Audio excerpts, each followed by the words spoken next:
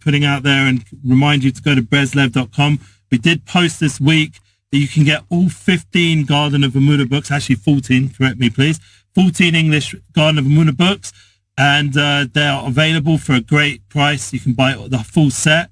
Obviously, all the shipping, everything's at a better price because it's a bulk deal, and we will ship it out to you. We posted it already on our sites, and these are great opportunities. This is something I've watched growing up. My father selling products online, and on, you know, in those days it was TV, and you know, something which I see the importance, because especially we know what's inside these books can change people's lives. It's literally saved marriages, people's well-being, the ability to have peace of mind so they can economically succeed.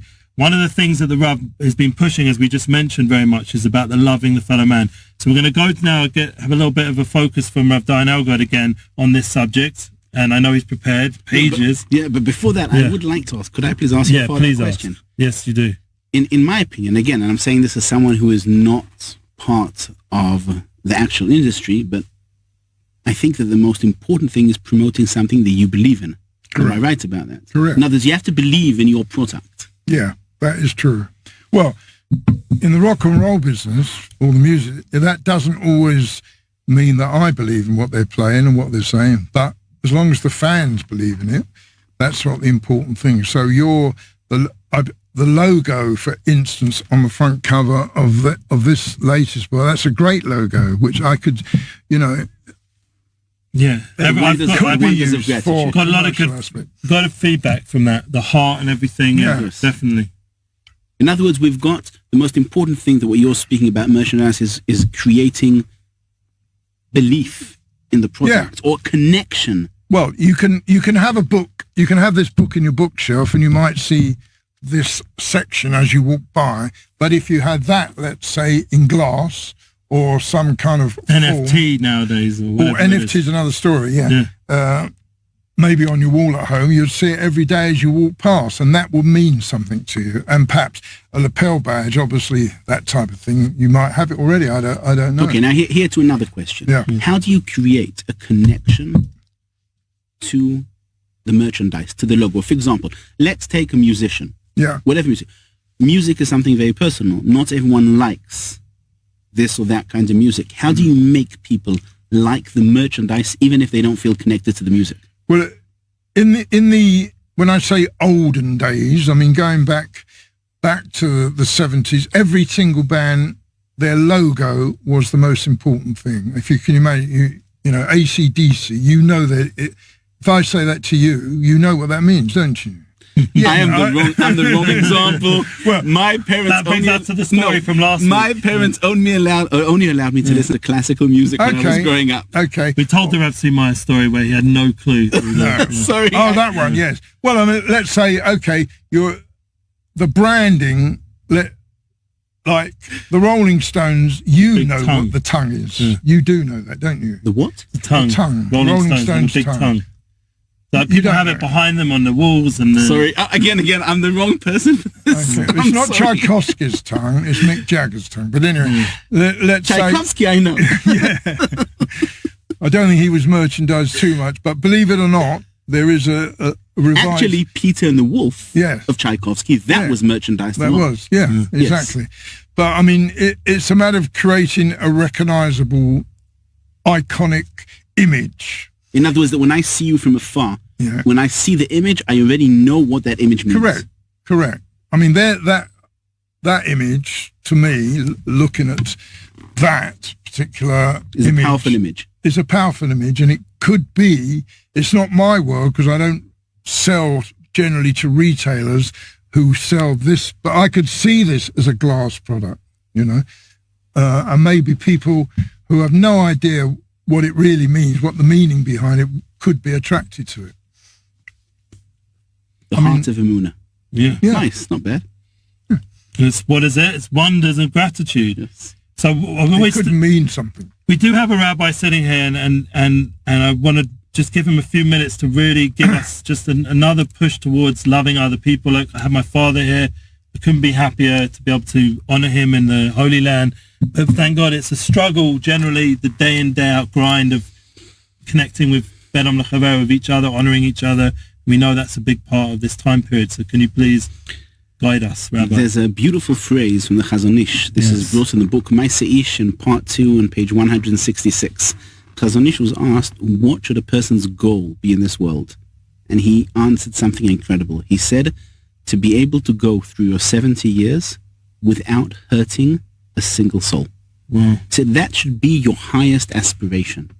In other words, our highest aspiration should be to treat every single person the way we'd like to be treated. No one likes to be screamed at. No one likes to be reprimanded. No one likes to be scoffed or to be mocked. And the way we'd like people to treat us is the way we should treat other people. Why does it be so hard, though? Now, come on. I've seen behind the scenes in the music business, everyone screaming at each other, all this pressure and hassle. Well, pressure is one thing, obviously. Yeah. At a live event, timing is the most important thing, because there's nothing worse than having your audience there and they're standing there or sitting there and you're late. But doesn't it build up like a... Yeah, of course. Excitement? Sometimes, correct. Sometimes it does exactly the opposite, and everyone gets more excited than angry. But it's within reason, though, isn't it? Well, yeah, maybe, but we've all been at venues and places where the audience starts hand clapping, whether it's a classical concert or a sports event or whatever, For instance, when Novak Djokovic is playing against Rafa Nadal in a tennis match, and Novak sits down for a few minutes longer than he should do, the audience just starts slow hand clapping, because they're getting angry. They reckon that he's trying to pull one over. So how do you I think a bit of an audience excitement is a good thing in a way, and whether it's build up because you're getting them angry. Well, the good news, every time we post our class, it's meant to be 8:30. Somehow the studio, last week it was 12:30. I don't know how. So that created a lot of anticipation. Where's the class? That's good. I get on my phone, and something on the side. Is it getting posted at all? That's good. You got the link? What's going on? Well, people... Streaming events also have some sort of time. You were speaking also about Benodam L'Chaverim. In my opinion, the two main things that bother people, first of all, pride, being very egoistic. When you think only about yourself and you don't think about other people, for example, if I now scream at you, that means I'd be thinking about my point of view and not thinking about you as a person, which I think could probably happen a lot in the industry of music or the industry of art. It depends. A person... You've got to stop being egoistic. And the second thing is, in my opinion, is you've got to have Emuna. In other words, we taught this to Eli. Okay, Eli is English. As an English boy, the concept of time is very important to him. And one of the things he learns here in yeshiva is that time is flexible, which means, and this is an Emuna lesson.